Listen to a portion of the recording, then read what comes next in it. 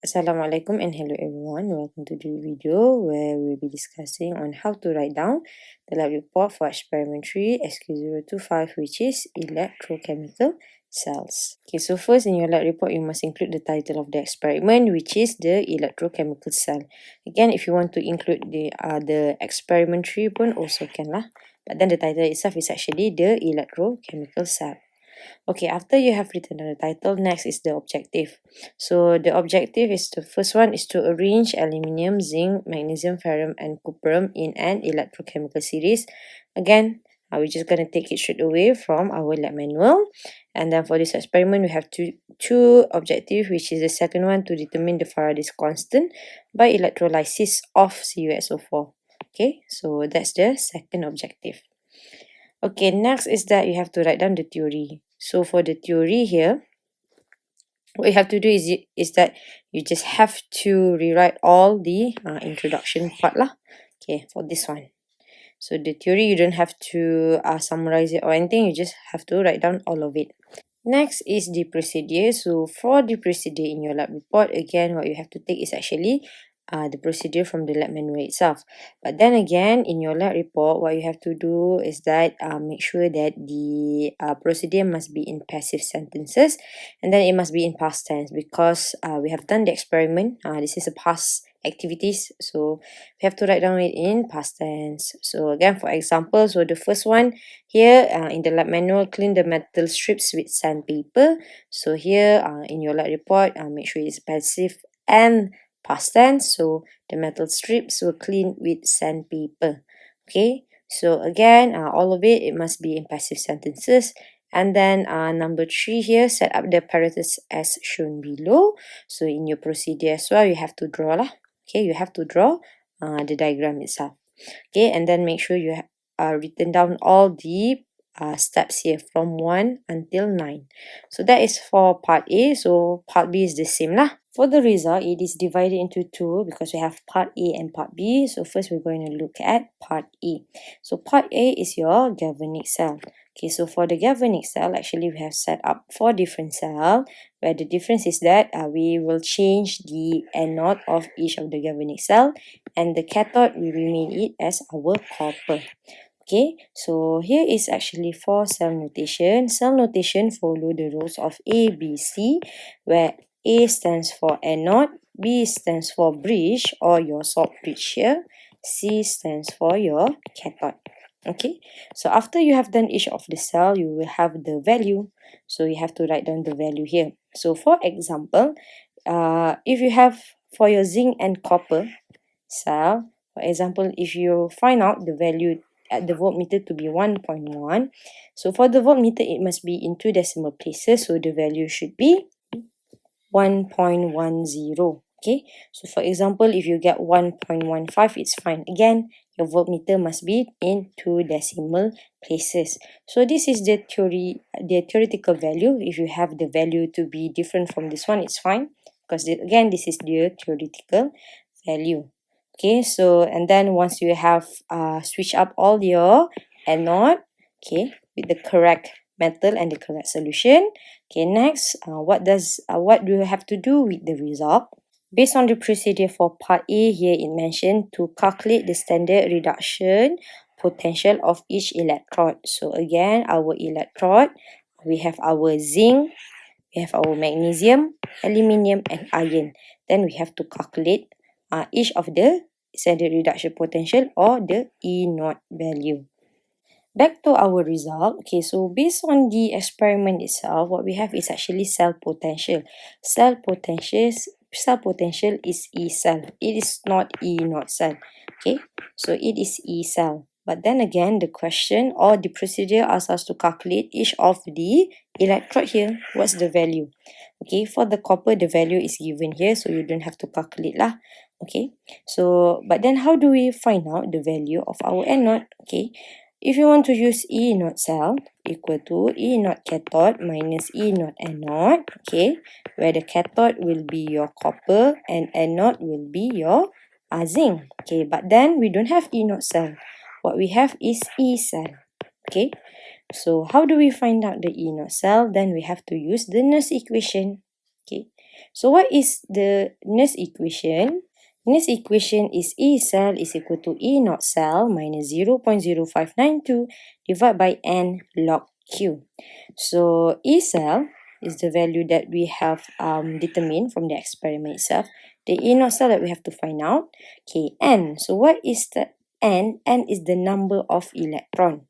Okay, and what is Q? Q is the product divided by reactant, but it only include the gas and aqueous. Okay, but then how we find out the N and Q? Okay, for N and Q, what you have to do is actually you have to write down the equation, the overall equation from this governing cell, okay, to determine what is your N and what is your Q, because we have to know what is the product and what is your reactant. Okay, once you have determined this one, then you can find out your E naught cell. But then again, from the E naught cell, then you can use E naught cathode minus E naught anode to find each of the electrode potential for the zinc here, magnesium, aluminium, and ferrum. Okay, so for this calculation, I'm just going to show for the cell 1. Okay, so let us look for the cell 1, where the zinc as anode and the copper as the cathode.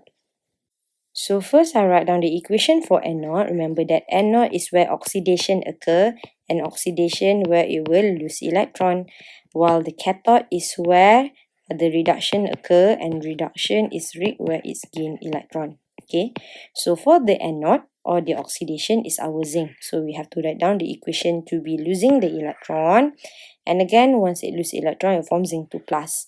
Okay, make sure that it is balanced. Zinc here is only 1, here is 1.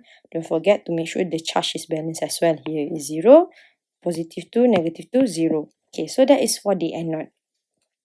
Okay, for the cathode, again, it is where it will gain electron. So electron must be on the left hand side lah. Okay, so copper 2 plus plus 2E will come copper solid 0. Here 2 plus and 2 minus will become 0. So this is the equation for anode and cathode. Okay, and then we have to write down the overall equation. For the overall equation, we have to simplify the electron. Make sure the electrons are the same. So in this case, since it is the same, we can simplify it straightforward. You don't have to multiply anything. So you will get your overall equation. Okay. So why do we have to write down all this equation? Again, this is to determine what is your N and what is the Q for your galvanic cell. Okay. Okay, so for the formula here, I've written down E cell is equal to E naught cell minus 0.0592 divided by N log Q, where again Q must be product over reactant only for gas and aqueous state. Okay, so for this equation, our product is zinc and copper, but since the copper is solid, it is not included in our Q lah. Okay, the same goes for the reactant over divide by reactant here. Why is it only copper 2 plus? Because the zinc solid, since it is solid, it is not included in our Q. Okay, so since this is, once we have determined what is our Q, what is our N, then we can substitute straight away. So E cell again from your part A result. Okay, so here theoretically 1.10, you got 0.85, 0.9, so just substitute your own value lah. So and the number of electron in this case is 2. Okay, so what's the concentration of our electrolyte? The concentration of all of our electrolyte is 0.1. Okay, so you have to include this one. Hence, you will get the E naught cell value. So that's the first step. Or which step is this? Okay, so the E naught cell value. But then again, the question asks to calculate the electrode potential here for our specifically for our anode. Okay, why not for cathode? Because cathode the value is given to be positive 0.34 volt. Then we can use E naught cell equal to E naught cathode minus E naught anode. So here we have known the E naught cell to be 1.10. The cathode is given to us. Okay, then you will find the value of anode for cell 1 is zinc. Okay, so this is the step to calculate the standard potential for the electrode. Okay, so this is for cell number 1. So cell 2, 3, and 4, you have to do the same calculation, where in this case, the difference is that your anode will be different lah. Okay, so Cell 2, your anode will be magnesium. Cell 3 will be aluminium. Cell 4 will be ferrum.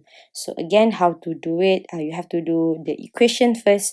Again, why? Because we have to know what's the value for your Nernst equation, your N and Q, to find your anode cell. Okay. So back to the procedure, number 7, we have calculated the standard reduction potential of each electrode. Number 8 is to arrange the metal in ascending order of strength. Ascending means it is the same as increasing order lah. Okay. Now we have calculated all the values of our electrode of our anode, zinc, magnesium, aluminium, ferrum. Okay, please include as well as your copper, because based on the objective itself, we want to arrange these 5 metal in order of increasing strength of reducing agent. Okay, so just jot down what is the value, then we can arrange it. Back to the procedure, or actually our objective itself. Okay, we want it to arrange the metal in order of increasing strength of reducing agent. Hence, this is the 5 metals. So, what is a reducing agent? It is a species that that undergoes oxidation. And for the species to undergo oxidation, the anode value is the negative value lah. Will undergo the oxidation. So what happened here is that based on this value, we have to arrange. See here, it mentioned increasing strength of reducing agent. So it means that the least, we're going to arrange it from the least negative to the most negative. Okay, so that is for our arrangement. Again, why? Because if the anode value is negative, so it means that the species prefer to undergo oxidation. Okay, here it mentioned about metals. So here we want it to be our metals, not our aqueous lah, or in this case our electrolyte. Again, from the least negative to the more negative or most negative, or we could also mention from the positive to the negative value. And this is the arrangement based on this theoretical value. If your value is very different from this one, so your arrangement might be different, but it's fine. Just take your own value lah. Again, this is the theoretical value. So that is the step for the result of part A. Okay, so now we're going to discuss the result for part B, determination of Faraday's number. So for part B, actually we have done the electrolysis of CuSO4. Okay, so first we have to write down the observation. So for the cathode, we have to mention that mass of copper increases.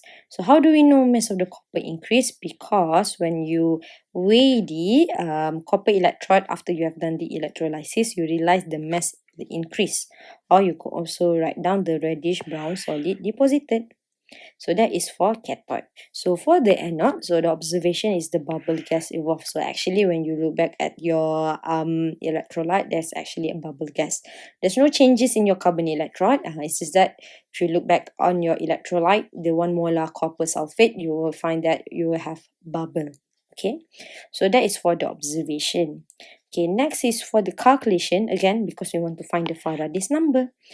So again, before you start the experiment, you have calculated the mass of copper, and then you have to find the mass of copper after the electrolysis to find how much is copper deposited on the electrode itself, and then you can find the mole of copper.